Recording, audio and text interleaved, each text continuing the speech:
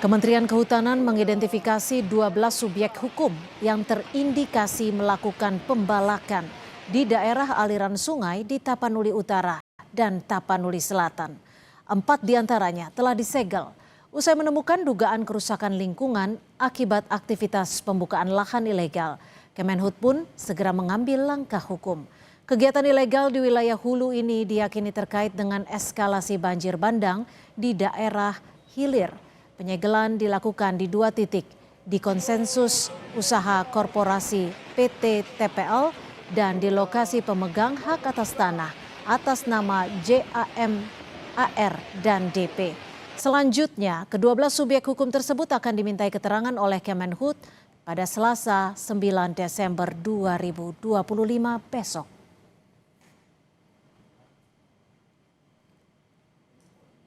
Melalui rilis tertulis, Dirjen Penegakan Hukum Kehutanan Dwi Januanto Nugroho menyatakan melihat pola yang jelas di mana ada kerusakan hutan di hulu akibat aktivitas ilegal dan berpotensi bencana di hilir meningkat drastis.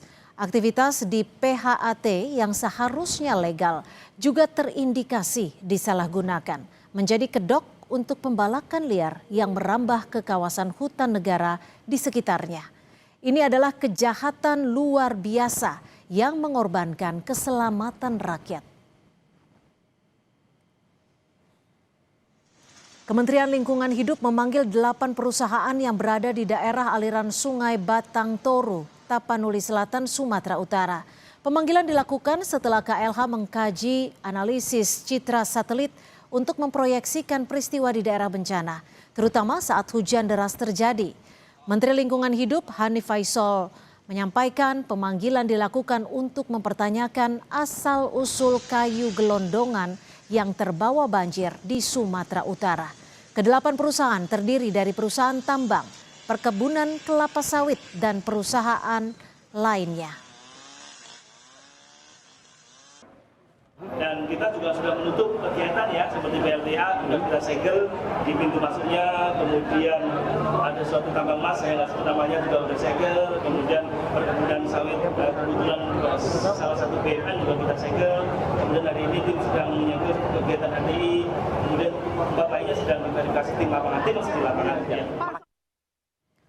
Saudara, Kementerian Kehutanan mengidentifikasi 12 subjek hukum yang terindikasi melakukan pembalakan di daerah aliran sungai di Tapanuli Utara dan Tapanuli Selatan. Apakah ini sudah cukup menunjukkan keseriusan Menteri Kehutanan dalam mengusut pembalakan hutan Sumatera? Kita bahas bersama politisi dari PSI Valdo Maldini dan Ketua Tim Kampanye Hutan Greenpeace Ari Rompas. Saya ke Bang Valdo terlebih dahulu. Bang Valdo, apa penilaian Anda untuk kinerja dari Menteri Kehutanan usai diminta mundur pihak DPR? Tanggapan Anda, Bang Valdo? Iya, Mbak Cynthia, Mas Hari, tentunya pertama kita berduka ya terhadap korban yang masih mengalami kesulitan terhadap banjir ini. Namun ini merupakan sebuah langkah nyata, yaitu adanya penyegelan terhadap 7 subjek hukum yang memang berkontribusi terhadap deforestasi yang terjadi dan terutama penyebab banjir dan longsor di Sumatera ini. Artinya Mbak Cynthia, yang pertama tidak ada kompromi bahwa siapapun pelaku perusakan hutan, korporasi maupun individu akan ditindak. Itu yang pertama. Yang kedua, memang dari 4 subjek hukum yang sebelumnya telah disegel, kini ada 3 lagi tambahan, total jadi 7. Dan penyegelan ini memang dilakukan di konsesi-konsesi dan lahan hak atas tanah atau PHAT tadi yang disampaikan di beberapa kabupaten termasuk di kawasan Batang Toru. Nah, ke depan tentunya mereka akan terbukti jika mereka melanggar akan dijerat dengan UU Kehutanan tentunya bisa pidana bahkan sampai pencabutan izin. Ini memberikan sinyal yang kuat kami kira bahwa pelanggaran terhadap lingkungan tidak bisa dianggap enteng lagi. Tentunya ke depan ini akan menjadi langkah yang cukup strategis untuk pelestarian lingkungan kita ke depan. Namun tentunya pembentukan Gakum, tim gabungan bersama Polri untuk menginvestigasi kayu-kayu yang pada Jumat lalu juga sudah disampaikan, itu merupakan koordinasi antar lembaga juga ketat. Jadi pelanggaran besar dan terstruktur ini sulit lolos. Jadi kami melihat 2 hal. Pertama, di masa lalu mungkin bisa menganggap ini hal mudah, tapi ini ke depan tidak akan mudah lagi. Kami kira mohon terus dipantau bersama DPR juga, bersama Greenpeace, LSM, tentunya Oke. masyarakat juga, kita sama-sama menjaga hutan-hutan kita. Oke, kami tangkap Bang Faldo. Kita ke Bung Ari. Bung Ari, kalau disebutkan tadi oke lah akan dipanggil terkait 7 pelaku ataupun subjek hukum dan juga dilakukan penyegelan. Menurut Anda apakah penyegelan ini cukup untuk mengatasi ataupun menanggapi apa yang terjadi saat ini? Apakah ada fungsi pengawasan yang sebenarnya terbengkalai dari Kementerian Kehutanan, dalam hal ini Menteri Kehutanan? Ya, saya kira kerja pemerintah jangan jadi tukang segel sebenarnya. Karena seharusnya ini ada akumulasi kegagalan pemerintah untuk melakukan penegakan hukum. Dan juga untuk mengevaluasi model-model perizinan yang memang itu miskin sekali environmental ethics dalam proses pemberian izin. Jadi situasi hari ini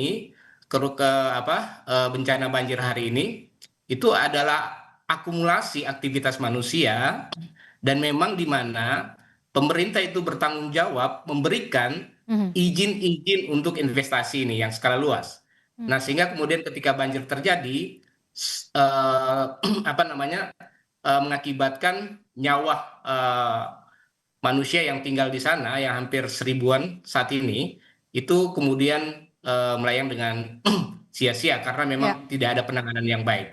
Nah, soal penyegelan ini saya kira ini dari dulu ya, tugasnya itu cuma menyegel, habis itu nanti kemudian lakukan investigasi, bahkan investigasi yang tidak melibatkan masyarakat, habis itu kemudian dicabut. Nanti akan ada pengumuman, oke, mereka sudah secara administratif sudah memenuhi syarat-syarat administratif. Kemudian itu akan menjadi alasan. Ini yang sebenarnya terjadi di Raja Ampat salah satunya ya. Oke, artinya Dan Anda ini yang menyebut ini kemudian- pola yang berulang sehingga terjadi kerusakan pada hutan.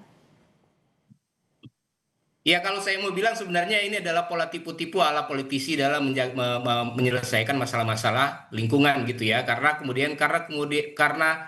viral gitu dan orang kemudian menyorot itu, oke, mereka datang tiba-tiba gitu ya. Tapi kemudian penyelesaiannya sama sekali tidak berkeadilan. Oke. Itu yang sering terjadi. Sehingga memang ini harus menjadi pembelajaran yang penting karena masalah ini akan terus berlanjut kalau kita tidak berbuat sesuatu yang memang lebih progresif untuk melindungi hutan kita, untuk melindungi nyawa manusia gitu yang terancam bencana gitu, yang rentan terhadap bencana dan juga merugikan perekonomian kita. Ini udah harus menjadi langkah-langkah yang serius yang harus diambil oleh pemerintah. Oke. Kayak gitu, Mbak.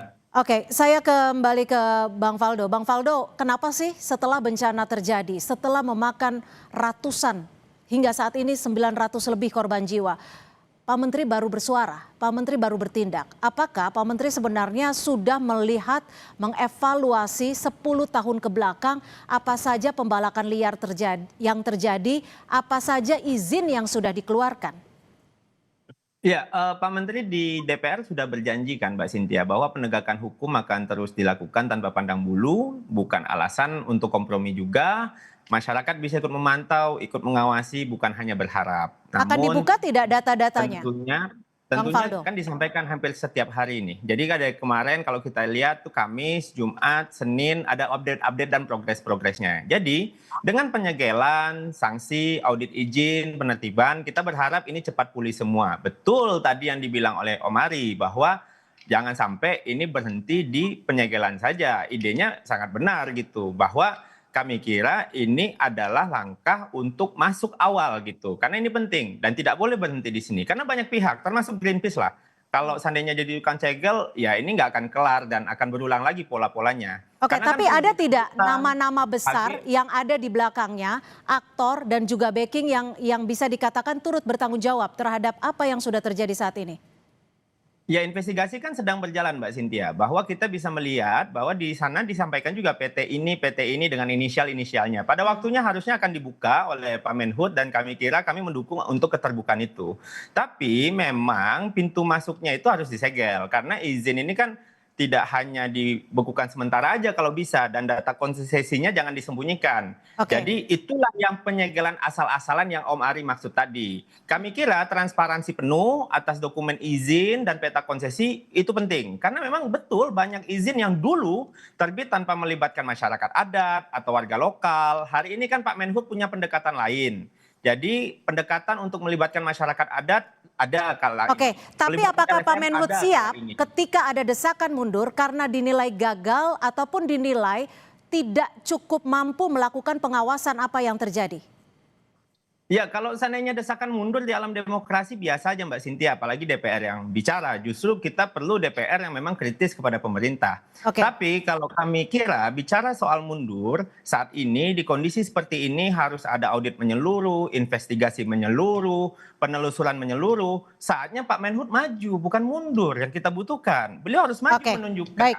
Kami kalau tangkap. seandainya ada yang harus dibereskan. Karena baru setahun gitu kan. Jadi ini kan memang Pak Menhub di DPR juga tidak menyalahkan masa lalu kok Mbak. Tapi Oke. beliau tanggung jawab secara gentle. Kalau seandainya ini akan kita beresin bareng-bareng. Oke, kita akan nanti bersama ya. Bung Ari, terakhir singkat saja. Apakah ada catatan dari Greenpeace siapa pihak yang paling dinilai bertanggung jawab, aktor besar yang mungkin dalam tanda kutip dilindungi? Ya, jadi kalau kami melihat di Sumatera itu, yang 3 wilayah itu, Sumatera Barat, Sumatera Utara, dan Aceh, itu ada hampir 1.300-an izin-izin yang memang berkontribusi terhadap deforestasi. Nah, memang ada beberapa, tentu ya, kita ketahui ada beberapa nama-nama yang memang terhubung gitu ya. Dan misalnya salah satunya TPL gitu, itu punya Sukanto Tanoto, dan itu memang sudah lama sekali, dan dia menjadi konglomerat yang kemudian mengakumulasi apa namanya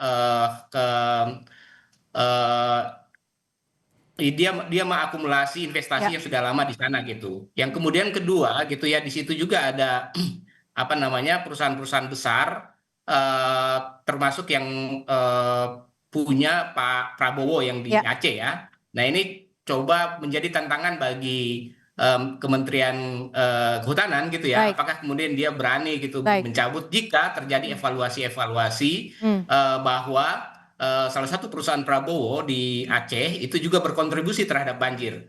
Nah, ini menjadi tantangan bagi apa ya Menteri Kehutanan Pak Juli untuk bisa menunjukkan bahwa dia betul-betul Oke. menjalankan fungsinya Gimana gitu, Bang dan Faldo? berani menindak siapapun gitu. Silakan Sedikit, Bang Mbak. Faldo, jika disebut ada nama Pak Prabowo di sini.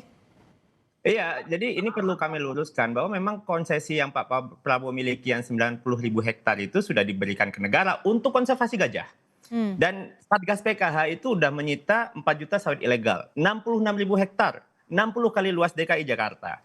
Kami kira itu perlu kita luruskan. Di saat seperti ini kami kira lebih baik kita sama-sama memastikan penegakan hukum berjalan, tidak memprovokasi, mudah-mudahan ini cepat kelar, penegakan hukum harga mati. Kita dukung Kementerian Kehutanan bekerja dengan benar. Oke, baik. Karena di sini bukan masalah soal meluruskan, tapi langkah konkret apa yang bisa dilakukan pemerintah agar peristiwa ini tidak kembali terjadi. Terima kasih Bang Faldo, Bung Ari, terima kasih sudah memberikan perspektif di Kompas Petang sore hari ini. Selamat sore. Terima kasih. Sorry.